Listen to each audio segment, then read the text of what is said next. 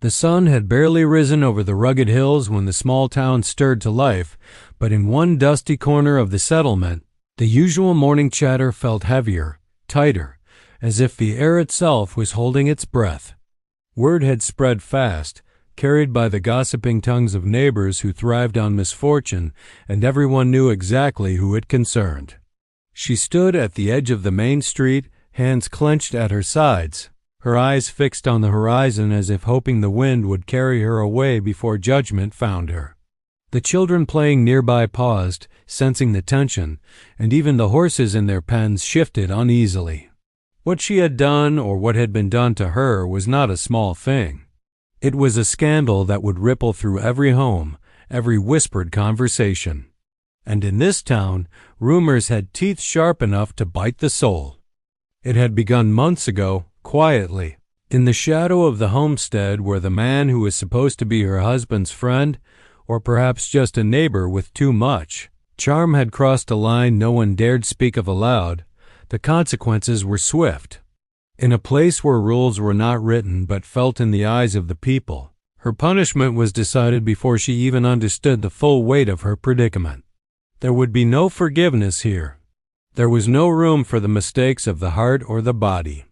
She had become a symbol of shame, a warning carved into the memory of the town, and now the elders had spoken. She was to be sent to the Apache chief, a decision that had stunned her, made her knees weak the first time the words were uttered. Not because of fear alone, though that shadowed her every step, but because no one could predict what awaited beyond the dry plains, beyond the mountains that framed the horizon. The journey was to be long, and no one from the town would accompany her.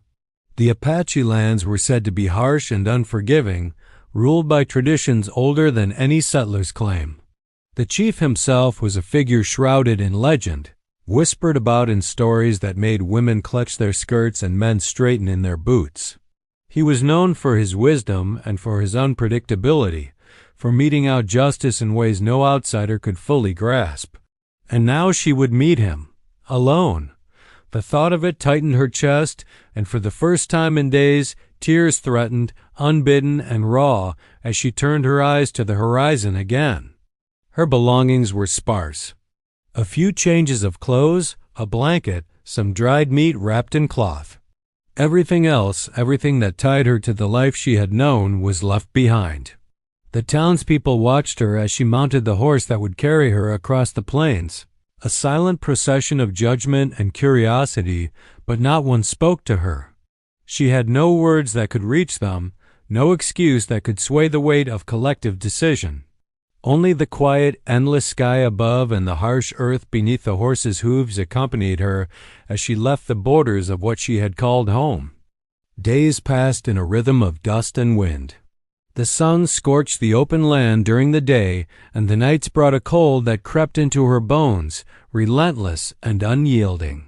She learned quickly the small lessons of survival, how to gauge the clouds for rain, how to conserve the water she carried, how to ride in silence so the horse did not tire too quickly.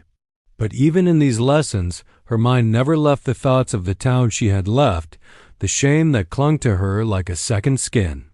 And then there was the life growing inside her, a secret that felt at once like a gift and a curse, a constant reminder that nothing about this journey was ordinary, nothing about her situation would be forgiven or forgotten. On the fourth evening, when the sun sank low and the sky burned with the color of fire, the terrain began to change. The smooth plains gave way to rugged ridges, and the shadows of rocky outcrops stretched long and threatening. Her horse slowed instinctively, nostrils flaring as if sensing the change in air, and she knew they were approaching the Apache lands. Her pulse quickened. She could see smoke rising from the valley below, a faint signal of life, and with it, the weight of anticipation settled like a stone in her stomach. The stories of the chief's camp had always included the smell of wood fires and the low hum of voices speaking in a language she did not understand. And now, that smell, that sound, would define her next chapter. When she finally reached the edge of the encampment, the first faces emerged, not hostile, but cautious, measuring. Children peeked from behind the wooden posts of shelters, and men and women alike paused, sizing up this stranger sent by the town. The chief, she was told, would decide her fate at dawn. That night, she sat by her horse, wrapped in her blanket, unable to sleep. Every snap of a branch, every low murmur from the fires, made her heart pound. She had imagined 1,000 endings on this journey, none of them simple, none of them free of shame or sorrow. But nothing had prepared her for the stillness of the night in a place that was both alien and oddly comforting. At dawn, she was led to the center of the camp where the chief awaited. He was a tall man, not old, but seasoned, with eyes that seemed to look beyond the body, beyond the clothes, beyond the fear that clung to her. His gaze measured her, not with judgment at first glance, but with a patience that unsettled her more than anger ever could. The townspeople's punishment had brought her here, but the chief's decision would determine whether she endured or survived, whether she remained a victim of circumstance or found a place in a world she had never known. He spoke only a few words, though each carried weight. The language was unfamiliar, but his tone, the cadence, the subtle inflection spoke louder than the words themselves. It was a test, she realized, a weighing of spirit and courage rather than a simple decree of punishment. And in that moment, she understood the precariousness of her situation. Everything was at stake, not just her life, but the life she carried, the life that had been thrust into existence through a mistake she did not fully comprehend, a choice made by someone else that would now shape her destiny. The chief motioned for her to sit across from him, and she obeyed, trembling but resolute. His eyes never left hers, and she felt as if he could see every thought, every fear, every hidden hope. Then, as abruptly as the meeting began, he gestured toward the outskirts of the camp, and 2 of his men approached, their faces impassive. They carried something wrapped in cloth, something she could not yet identify. Her heart skipped. Was this a warning? A gift? A test? She could not tell, and the uncertainty gnawed at her more fiercely than any anger or shame ever had. Hours passed as the camp moved around her, each moment stretching with the weight of expectation. She was not offered food or drink, not comfort or reassurance, only the constant presence of the chief and his silent scrutiny. And then, as the sun reached its peak, he spoke again, this time slowly, carefully. The words were foreign, but a translator, called at the last moment, explained them. Her punishment, they said, would not be what the townspeople expected. It would not be simple. It would not be cruel in the way they imagined. Instead, it would be something she could not have anticipated, a challenge that would test her in ways that no one back home could conceive. The weight of the news did not bring relief. It brought a different kind of fear, sharper and colder. She realized that the stories she had heard of the Apache chief had been incomplete, shaped by misunderstanding and prejudice. The reality was far more complex, far more formidable. And then came the moment that would mark her journey indelibly. The cloth that had been brought forward was unwrapped slowly, deliberately. Inside lay a bundle, and for the first time since she had left her home, a sense of uncertainty mixed with something else, a cautious curiosity she had not allowed herself before. What was inside and how it would shape her future, she could not yet know. The chief's eyes met hers once more, and in them was an unspoken promise, or perhaps a challenge. She understood then that whatever awaited her in the coming days, she would have to face it alone, with courage drawn not from others' approval, but from her own will to endure. She had been sent here as punishment, yes, but the punishment itself was only the beginning of a story far larger than shame, far larger than fear. It was a story that would demand every ounce of her strength, her intelligence, her humanity. And as she looked at the bundle, at the people around her, at the wide expanse of land that stretched beyond the camp, she knew that the ending would not be what anyone expected, not the town, not her, not even the chief himself. She took a deep breath, steadying her hands, steadying her heart. Tomorrow she would learn what her life had become, what the punishment truly meant, and how it would change her forever. Tonight, however, she sat in silence, surrounded by eyes that watched and waited, and she felt the first stirrings of something she had not felt in a long time possibility. And as the camp settled into the quiet rhythm of the night, she realized that the story she had walked into, forced upon her by the choices of another, was far from over. In fact, it had only just begun, and the ending, whatever it would be, promised to surprise everyone. The dawn broke slowly, casting a pale light over the Apache camp, and with it came a tension that pressed against her chest like a stone. She had spent the night on the edge of the fire, eyes half closed, yet unable to escape the presence of the people around her. Each movement, each whisper seemed magnified in the stillness, as if the entire world were holding its breath for what was to come. When the first rays of sun touched the rugged land, she noticed how different everything was here, how the earth seemed alive with a rhythm she had never known. There were no fences or walls, only the natural order of rocks, fire, and open sky, and she wondered how this way of life had survived for generations, untouched by the towns that judged her so harshly. The chief had not returned to speak with her yet, and the hours stretched like taffy in the heat. She observed the camp more closely, noting how the people moved, how they worked, and how children played without fear. There was an unspoken order here, one that demanded respect but offered none of the cruelty she had expected. Men and women carried out tasks with precision and purpose, but there was an ease in their movements, a familiarity that made her feel, strangely, both like an outsider and a guest. She realized that she had been sent here not merely as punishment, but perhaps as a lesson she could not yet understand. As she walked cautiously through the outskirts, a young woman approached her, carrying a small clay bowl of water. The girl's face was calm, her gaze steady, and though she spoke in the Apache language, her tone was gentle. The translator, a man who had joined the camp the previous season, explained her words. She offered water and food, simple gestures of kindness. For the first time since leaving her home, the weight of fear lifted slightly. Someone had seen her not as a scandal, not as shame, but as a human being. The chief appeared at last, walking with a measured stride that commanded attention without needing to speak. His eyes, dark and deep, seemed to see past the surface of her, through the layers of fear and uncertainty. He motioned for her to follow him to a raised platform near the largest fire in the camp. As she stepped forward, her hands trembling slightly, she felt every pair of eyes upon her. The chief did not smile, but there was a calm authority in his presence, a confidence that made the air itself feel heavier.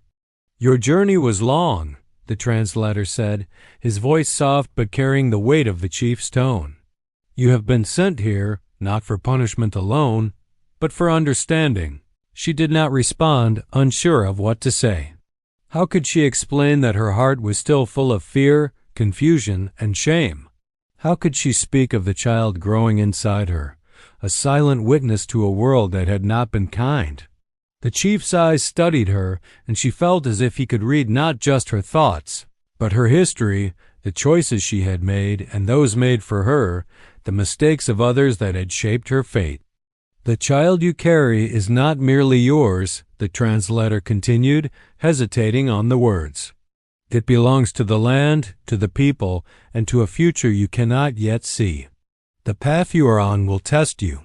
It will test your courage, your patience, and your understanding of what life truly means." She shivered, partly from the cold, partly from the weight of his words. A test. That was what it had come to. Not simple punishment, but a challenge that would stretch beyond her understanding. She wanted to speak, to ask questions, but the words would not form. Instead, she nodded slowly, realizing that no explanation or plea could alter what had already begun. The chief gestured toward the bundle she had seen the day before. Wrapped carefully in cloth, it had remained untouched since the morning sun first rose. She approached it with hesitancy, feeling as if each step carried her closer to something both terrible and necessary. The cloth was thick and rough under her hands, and when she loosened it, she found a small wooden box carved with symbols she did not recognize. The translator explained that it contained an object of importance, a token of responsibility. How she would use it, or what it demanded from her, was not yet clear. She lifted the box with care, feeling its weight, and a strange sense of connection settled over her. The child she carried, the journey she had endured, the eyes of the chief upon her, all of it converged into a single fragile thread of destiny. The chief spoke again, slowly, each word deliberate. What you have brought into the world changes everything. What you will do here determines how it will live. The meaning sank in gradually, chilling her. She understood that her role was no longer passive. She had become a participant in a story that stretched far beyond her comprehension, a story that demanded action, courage, and judgment. And yet, she was alone in this knowledge, standing before a people whose way she did not yet understand, holding a responsibility she had not chosen. For hours she watched the camp around her, absorbing the rhythm of life and the unspoken rules that governed it.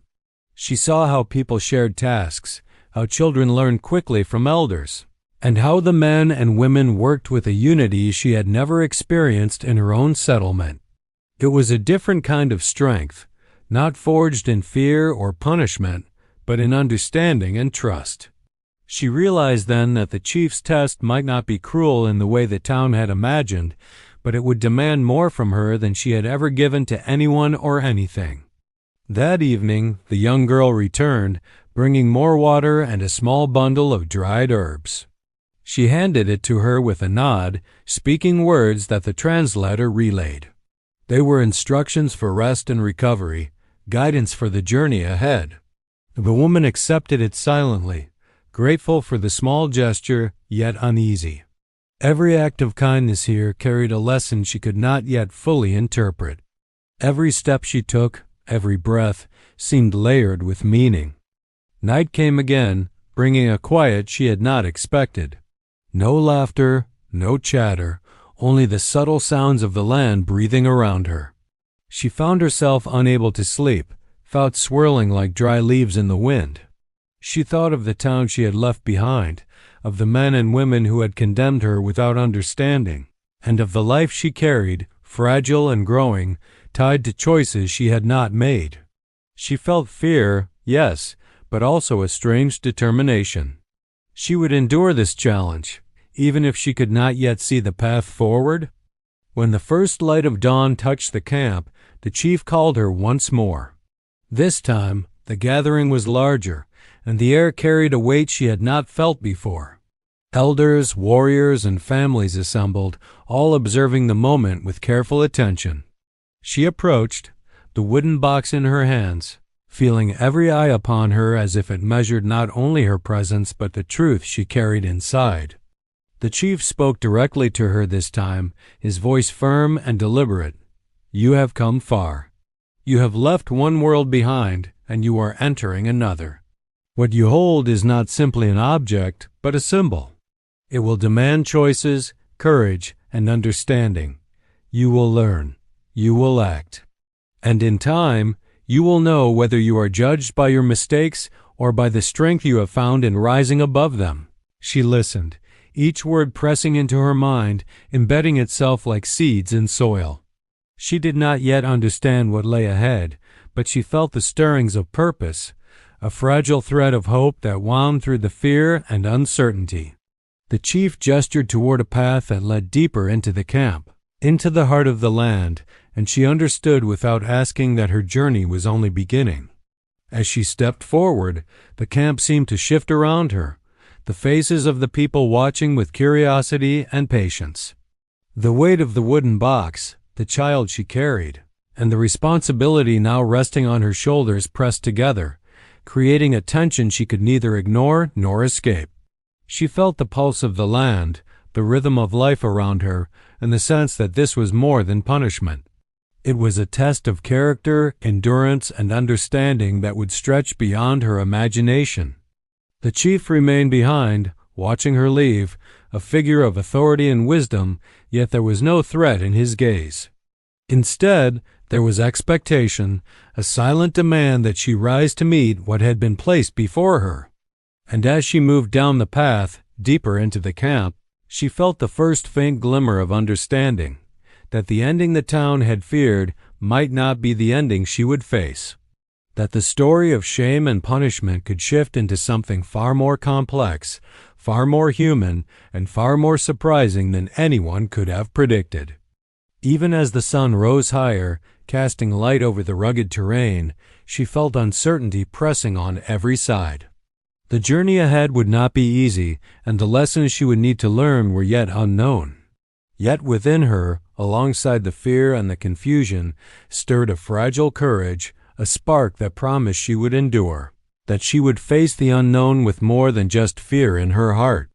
And as the camp stretched out before her, alive with people, fire, and land, she realized that the story she had been forced into was not finished, and that every step she took from this moment on would shape a future no one had imagined. The sun had climbed higher, burning down onto the uneven ground of the camp, and with it came a restlessness that made her shift uneasily. She carried the wooden box close to her chest, feeling its weight as a constant reminder of the responsibility that had been thrust upon her.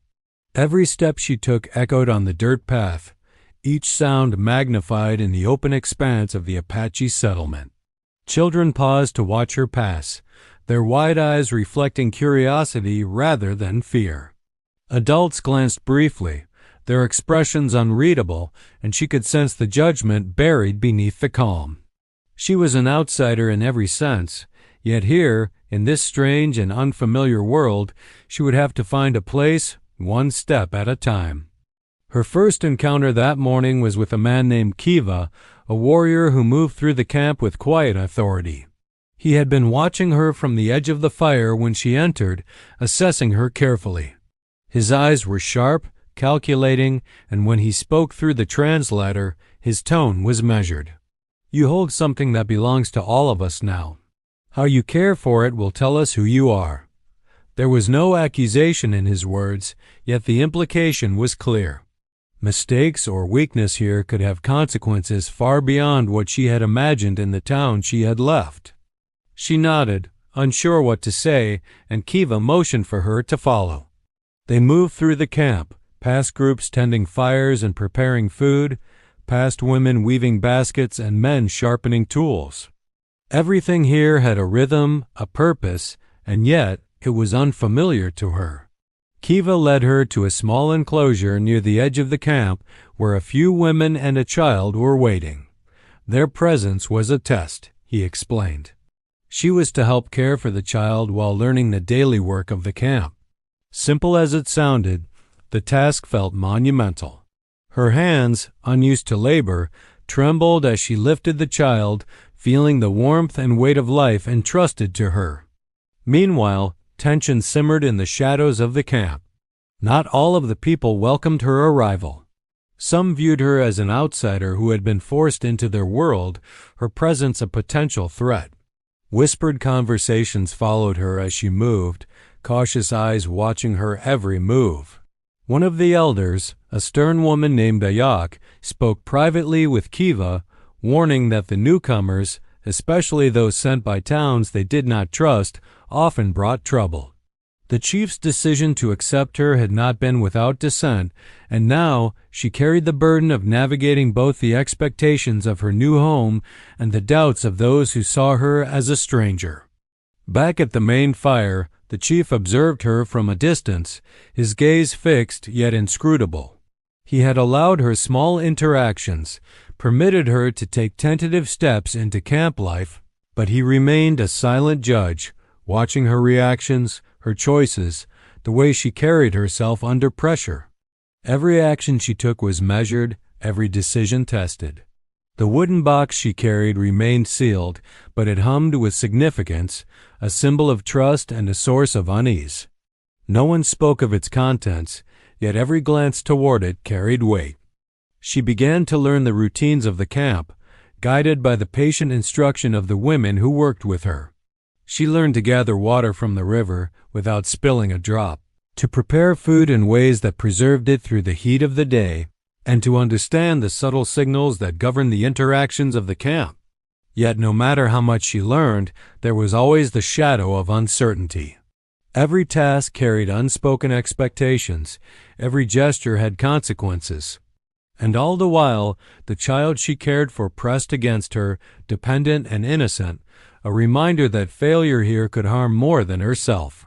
In the afternoons, she would watch the warriors train, their movements precise and disciplined.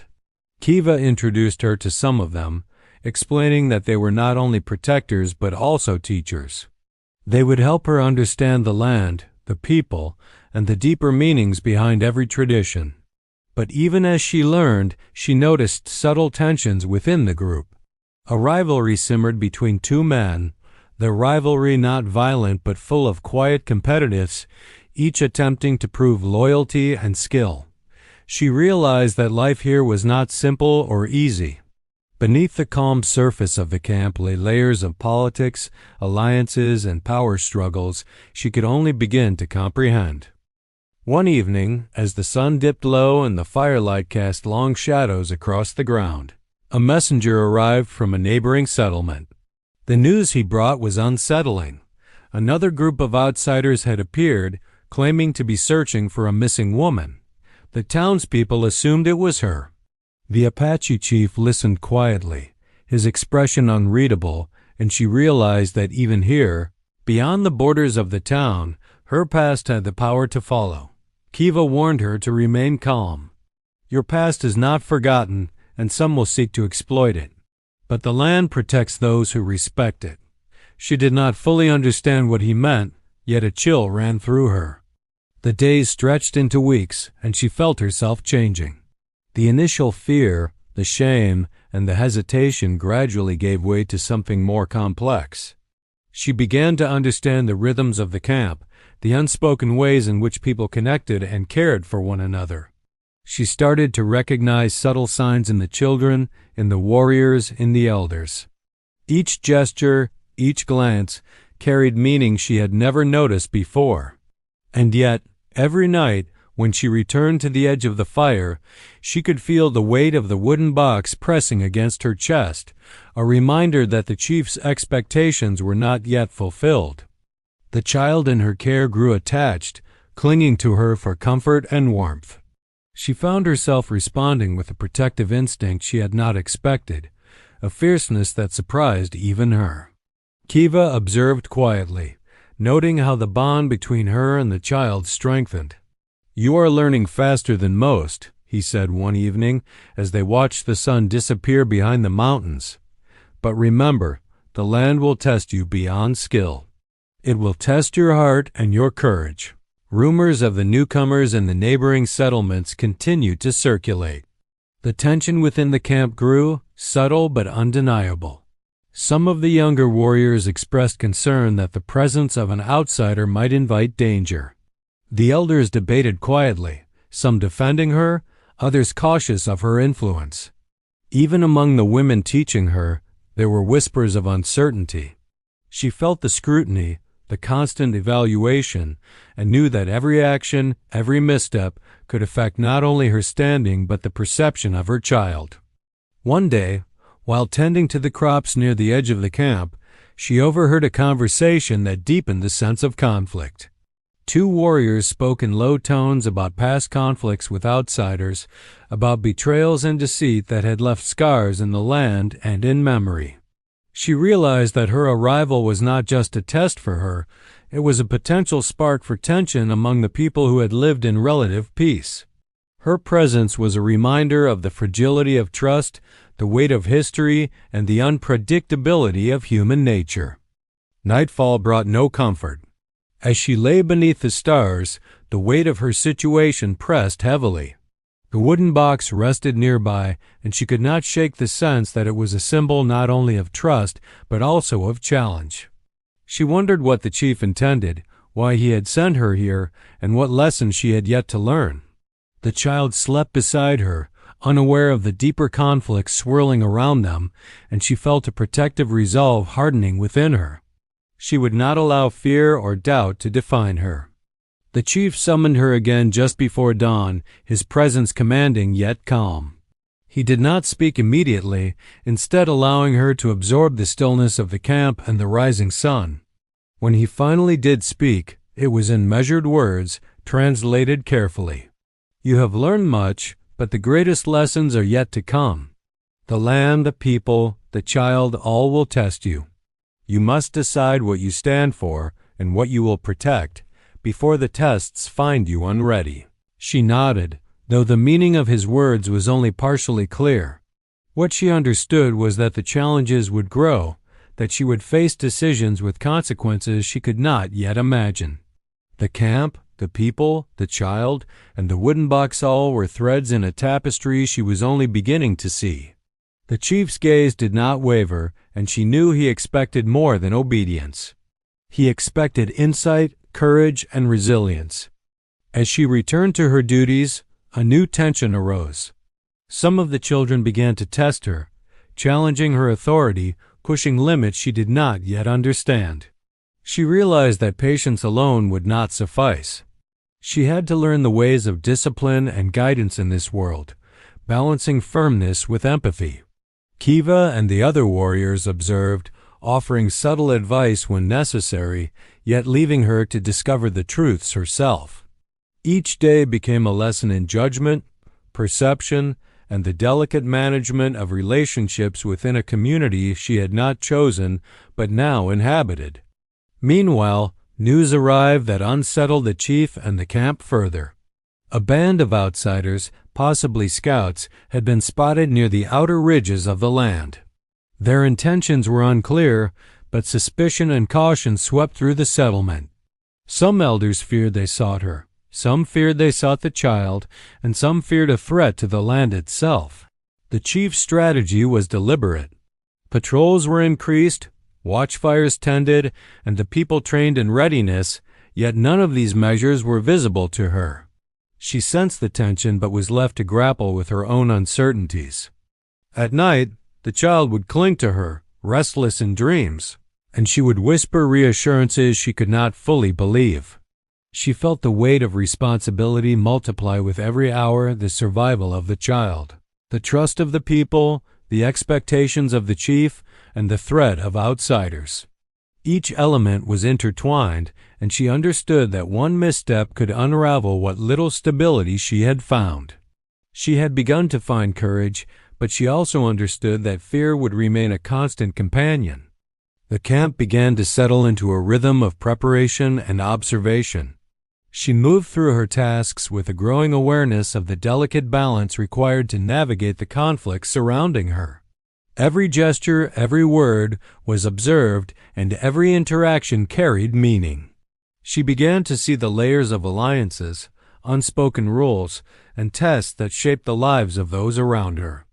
And yet, through it all, the wooden box remained a silent, unyielding presence, a symbol of challenge and trust whose purpose she had yet to fully understand.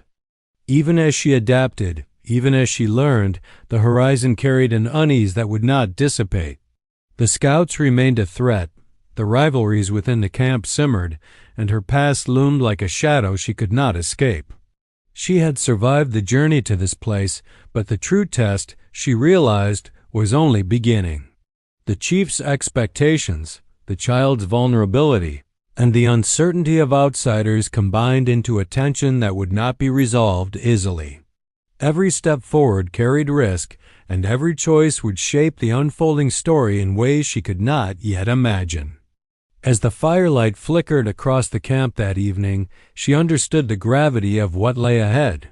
She had entered a world that demanded more than obedience. It demanded insight, courage, and the ability to navigate conflict in every form.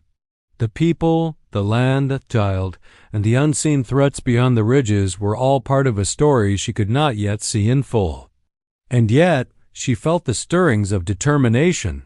She would endure, she would learn, and she would face the challenges that awaited. The path was uncertain, the risks great, and the story far from over. And as the camp settled into the quiet rhythm of the night, she realized that her journey was only beginning, and the ending, whatever it would be, remained unknown and full of possibility. The days had grown shorter and the nights colder, yet the tension within the camp only seemed to grow. The threat of outsiders lurking near the ridges had not disappeared. In fact, rumors suggested they were moving closer, testing the boundaries of the Apache lands, looking for weaknesses. Every footfall in the distance, every crack of a branch, made her pulse quicken, her hands tighten around the wooden box that had become both a burden and a talisman. She had begun to understand that the chief's test was not only about survival or obedience, it was about judgment, courage, and the choices she would make under pressure. She rose early that morning, as she had learned to do, preparing the child for the day and checking the supplies near the fire. Kiva approached, his face unreadable but his eyes holding a weight of concern. "The scouts have been seen again," he said quietly. "They are organized. They do not come for trade or conversation. They come with intent." The words sank into her chest, thick and heavy. She had begun to feel at home in the camp, had begun to find a rhythm, a sense of belonging. And yet, the threat lurking outside reminded her that comfort here was temporary, fragile, and that every moment could be shattered. The chief had called a meeting near the central fire, and all the warriors, elders, and women of the camp gathered. She followed, keeping the child close, feeling the weight of both their presence and the uncertainty that hung in the air. The chief's face was calm, but the tension in the camp was palpable. He spoke sparingly, each word deliberate. "They come looking for fear," the translator explained. "They seek weakness and division. But here, we do not bend to fear. We will meet this challenge as we have met all others." Her gaze swept across the faces around the fire, noticing subtle signs of unease. The elders murmured quietly among themselves. Some of the warriors shifted restlessly, hands brushing weapons they had not drawn. She could sense a quiet rivalry surfacing again, two men whose earlier competition now seemed to edge toward something sharper, more dangerous. And in the corner of her vision, she saw the young girl she had met weeks before, who had grown attached to her. Her presence was a reminder of the stakes, the innocence at risk if failure struck. Kiva placed a hand on her shoulder briefly. "You have learned much," he said. "But now the land and your choices will truly be tested." His words carried more weight than any warning. She understood that whatever was approaching would demand not only courage, but strategy, intuition, and the ability to act decisively in moments of chaos. The day passed in preparation. She helped distribute supplies, guided children to safety, and moved through the camp with a purpose sharpened by fear and responsibility. Every shadow in the trees, every movement on the distant hills seemed amplified. When she paused, she could see the glint of sunlight reflecting off metal far beyond the camp's edges, distant but unmistakable. The outsiders were close.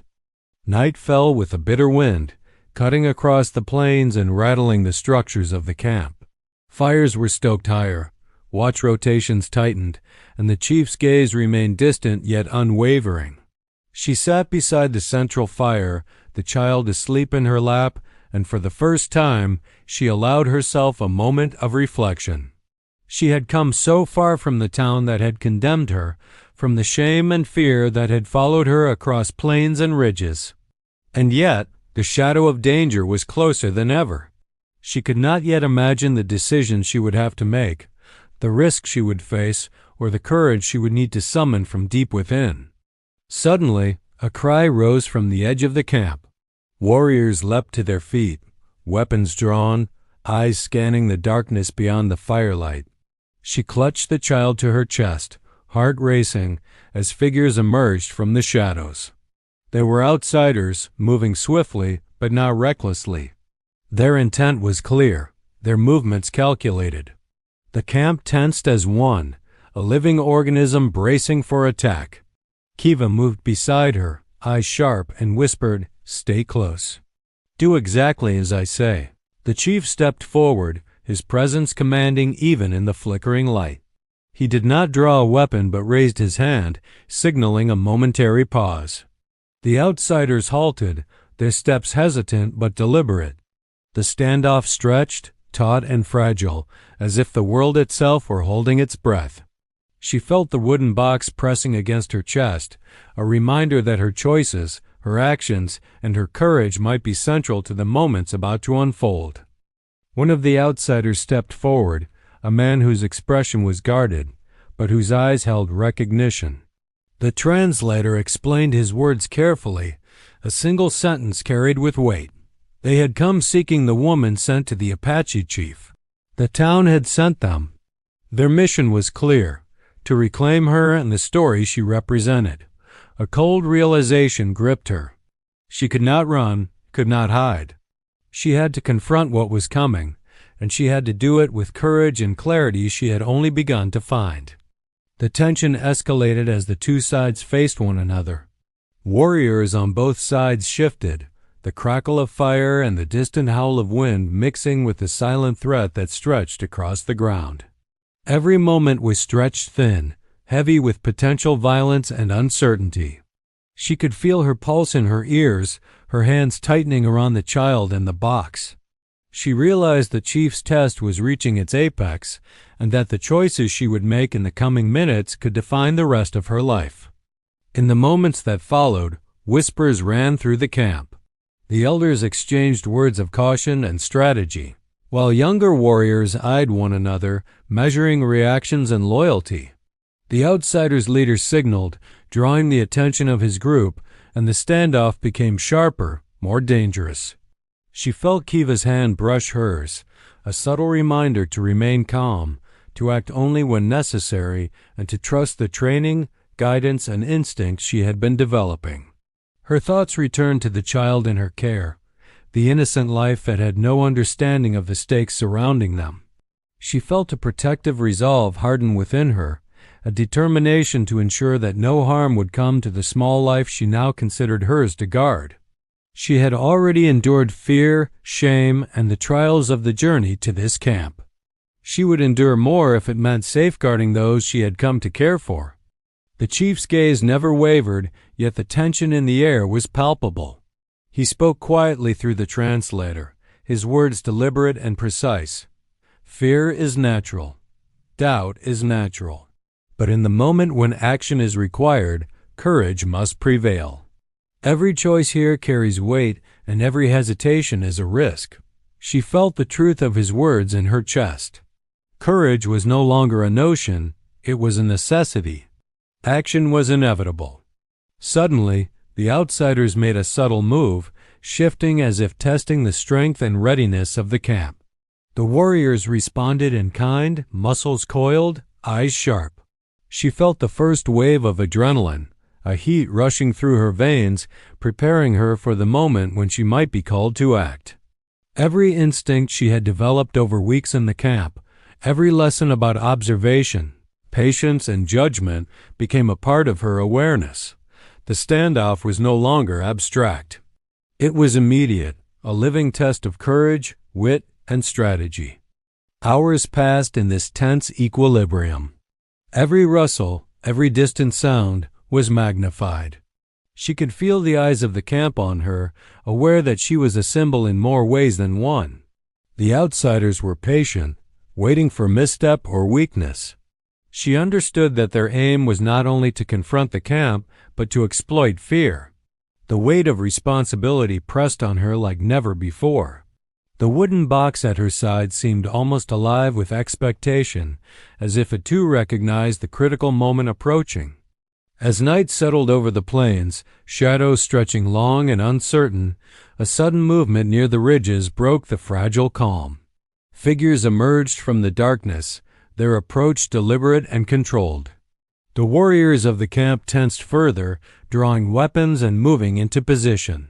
She clutched the child, every sense alert, every instinct screaming that the climax of this test was approaching. The chief's hand rose slightly, a signal to remain steady. And then the outsiders revealed their purpose, speaking through the translator. They were not here for violence alone.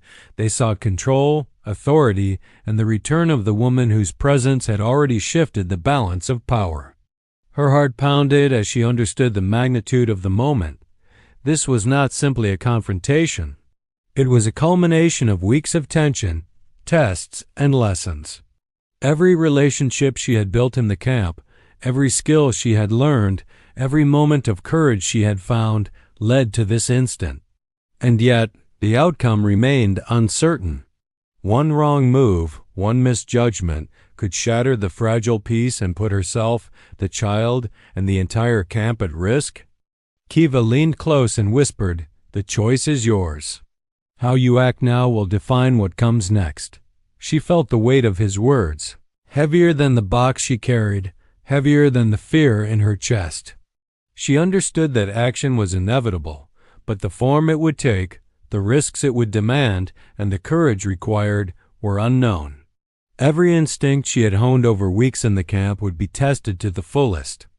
As the outsiders stepped closer, the tension became almost unbearable. The wind carried the scent of fire, dust, and the faint tang of fear. The chief's eyes met hers briefly, an unspoken signal of trust and expectation. She could feel the gaze of every person in the camp, the anticipation, the hope, and the anxiety mingled in a single pulse that seemed to vibrate through the ground. And in the stillness before the inevitable confrontation, she realized that the ending was not yet written. Every step, every decision, and every act of courage would determine whether the story would tilt toward survival, triumph, or disaster. The camp held its collective breath.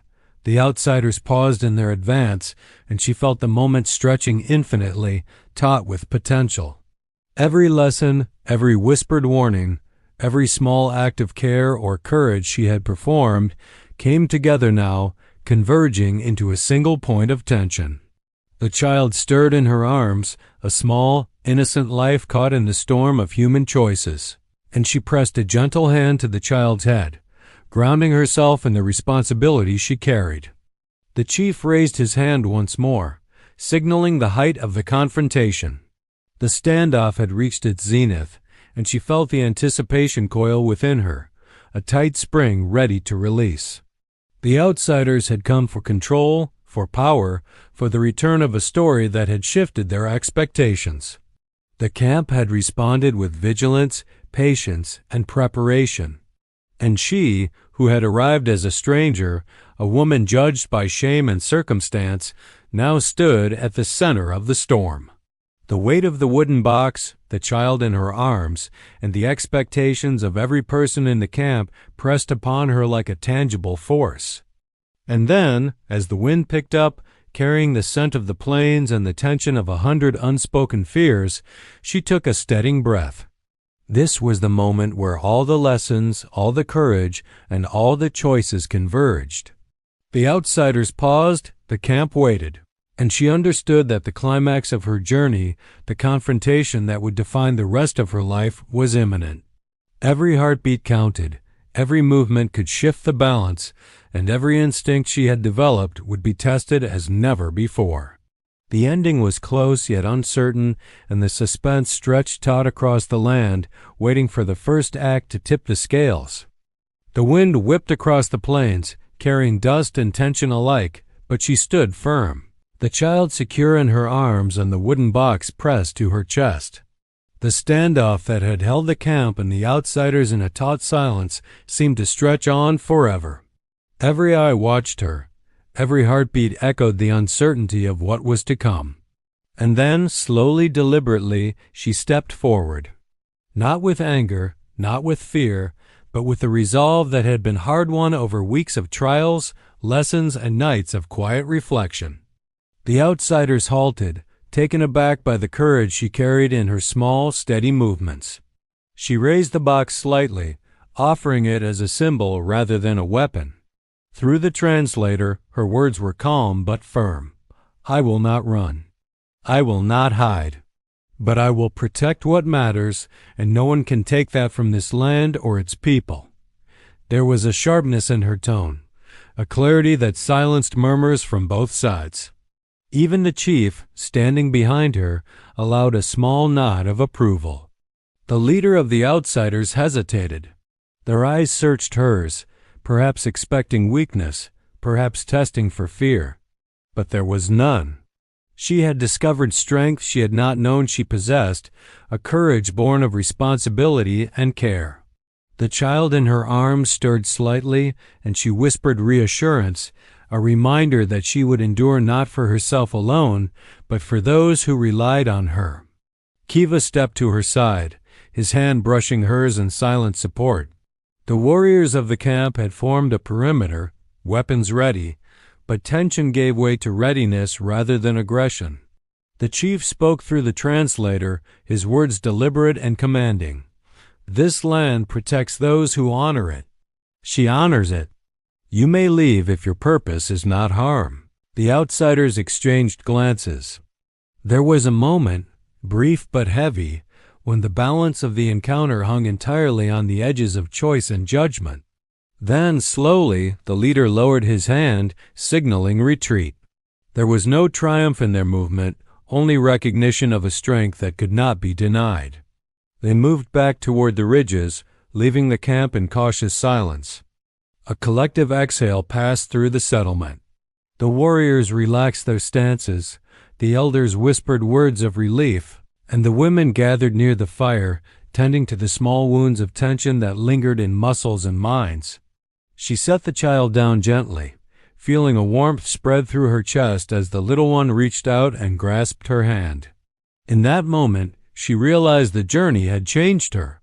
She had entered this world as an outsider, as someone judged and punished, but she was leaving a part of herself here, woven into the land and the people who had accepted her courage and care. The chief approached, his presence commanding but calm. Through the translator, he spoke simply. "You have faced fear, responsibility, and challenge. You have honored the land and those who live upon it. You are no longer simply a visitor. You are part of this people." His words struck her, a weight and a release at the same time. She had survived not by running, not by hiding, but by embracing the lessons of trust, courage, and care that the land and its people had offered. In the following days, the camp settled into a rhythm that felt both familiar and new. She continued her tasks, guiding children, assisting with food and water, and participating in the daily life that had once seemed so alien. The wooden box remained at her side, a reminder of responsibility, but its weight no longer pressed upon her with fear. It had become a symbol of trust, of the courage she had discovered within herself, and of the bond she now shared with the people who had once seemed distant and inscrutable. Kiva often walked with her during the quiet hours of early morning or late evening. They spoke sparingly, but in those moments she found a companion who understood the trials she had faced and the growth she had achieved. He shared stories of the land, the history of their people, and the wisdom of the chief. In turn, she offered her own insights, recounting her past without shame, acknowledging mistakes, and sharing lessons learned. Slowly, she found a voice that had been silenced by fear and judgment, a voice that could speak with confidence, compassion, and clarity. The child she had cared for flourished, safe in the rhythms of the camp and the protection of those who had once tested her courage. She watched the little one laugh, play, and learn, feeling a profound sense of purpose.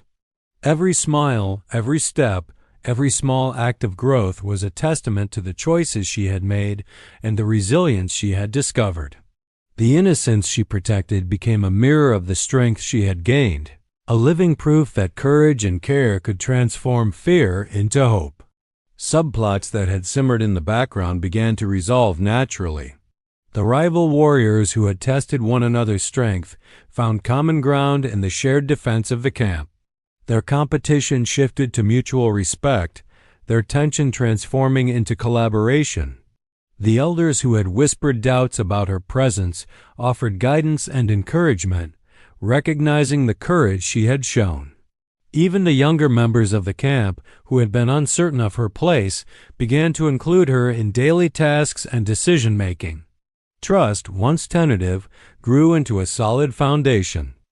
The wooden box, which had loomed over her journey as a symbol of uncertainty, was opened at last under the chief's direction. Inside was a carefully prepared bundle, a token of responsibility, a tool for teaching, and a symbol of the trust placed in her. She realized then that every lesson, every challenge, and every moment of tension had led to this point, not as a punishment, but as preparation for the role she now held within the community. The chief's test had been less about obedience and more about character, courage, and the ability to protect what mattered. One morning, she walked along the edge of the camp, the child holding her hand, and felt a quiet sense of peace settle over her. The outsiders were gone, the camp was safe, and she had discovered a strength she had never imagined. The land no longer felt alien, the people no longer strangers, and the future, though uncertain, carried a promise of growth, safety, and belonging. The lessons she had learned of courage in the face of fear, care in the face of responsibility, and trust in the midst of uncertainty remained with her, shaping her steps and her decisions. As the days turned to weeks, she began to teach others in the camp, sharing what she had learned and guiding younger children and newcomers with patience and insight. Her role was no longer defined by punishment or shame, but by the trust and respect she had earned. Kiva remained by her side, a steady presence and a reminder that courage and partnership could coexist. Together, they worked to strengthen the bonds within the camp, ensuring that the lessons of courage, care, and trust would extend beyond her own journey. One evening, as the sun set behind the distant ridges, casting a golden light across the plains, she sat beside the fire with the child asleep in her lap. The chief approached quietly, sitting near her without ceremony. His eyes, deep and observant, reflected a quiet approval. Through the translator, he spoke simply, "You have faced the trials, embraced responsibility, and protected those who could not protect themselves. You have honored this land and its people. You are part of us now." She nodded, feeling a warmth spread through her chest that had nothing to do with the fire. She had entered this world as someone judged and punished, carrying fear and shame from a life that had condemned her. She was leaving as someone strong, trusted, and respected, having learned lessons that would guide her forever. Her courage had been tested, her care had been required, and her trust had been earned, and in all of it, she had found a sense of belonging she had never known before. The child stirred and opened sleepy eyes, reaching for her hand. She smiled, brushing a lock of hair from the little one's face, feeling a bond that would remain unbroken. Around the camp, life continued, but the tension that had once pressed like a storm cloud had lifted. The outsiders had retreated, rivalries had softened, and the community had grown stronger through shared trials. She realized then that every challenge she had faced, every fear she had confronted, and every choice she had made had led to this moment of quiet triumph. As the fire crackled and the stars appeared overhead, she allowed herself to reflect. She had been sent to the Apache chief as punishment, feared by her own people, uncertain of her place. But the journey had transformed her. She had discovered courage she did not know existed, strength born of responsibility and care, and trust that had been earned through action rather than demanded. She understood now that the true measure of a person was not in their mistakes, but in how they faced what came after, the choices made, the courage shown, and the care given. The camp settled into night, quiet and peaceful, the children sleeping, the warriors resting, and the elders watching over all. She sat beside the fire, the child asleep in her lap, and held the wooden box close, feeling its weight as a symbol of trust, courage, and the journey that had brought her here. Kiva stood nearby, silent but supportive, and she realized that she had found not only safety and belonging, but friendship and partnership as well. The chief rose and walked among the people, offering words of guidance, encouragement, and approval. She watched him move through the camp, recognizing that his test had been both simple and profound, to place responsibility, challenge, and trust in her hands and see how she would rise. And rise she had, not just for herself, but for the child, the camp, and the land that had become her home. As the first light of a new day touched the horizon, she felt a sense of peace settle within her that she had never known. The trials were behind her, the lessons learned and the bonds formed would endure. She understood now that courage and care, trust and responsibility had transformed fear into strength, uncertainty into purpose, and judgment into belonging. The camp, the child, and the land had accepted her, not for who she had been sent as, but for who she had become. She rose, the child by her side, and walked toward the rising sun. Around her, the camp began to stir with the rhythms of a new day, each person moving with purpose and calm, carrying forward the lessons of courage, trust, and care that had shaped them all. And in that moment, she understood that the story of punishment and fear had given way to a story of growth, belonging, and hope, a story that would be remembered not for shame, but for the courage it had inspired, the bonds it had forged, and the life it had nurtured. The wooden box, once heavy with uncertainty, now felt lighter, a symbol not of punishment but of trust. The child's small hand in hers reminded her of the purpose she had discovered. And as the sun rose higher, warming the plains and casting light on the camp, she allowed herself a quiet smile. The journey had been long, the trials many, but the ending happy, fulfilling, and hard-earned had arrived naturally, a testament to courage, care, and the strength found in facing life without fear. The chief's voice, calm and approving, reached her through the translator one last time that morning. "You are part of this land. You are part of this people. And you have shown what it means to rise above fear, to protect what matters, and to trust in the strength within yourself." She nodded, a final sense of gratitude filling her heart. The camp continued its day, the sun high, the fires warm, and the land alive with life and promise. She held the child close, walked with Kiva, and looked over the people she now called family. Every lesson, every test, every moment of fear had led to this point. And in that quiet, powerful understanding, she knew that her journey, once a story of shame, punishment, and fear, had become a story of hope, belonging, and the enduring strength of courage. The outsiders were gone, the camp was safe, and she had found a home among people who trusted, respected, and accepted her. And as the wind swept across the plains, carrying dust and the faint scent of firewood, she understood that endings could be earned, not given, and that a life transformed through courage, care, and trust could be more beautiful than anything she had imagined.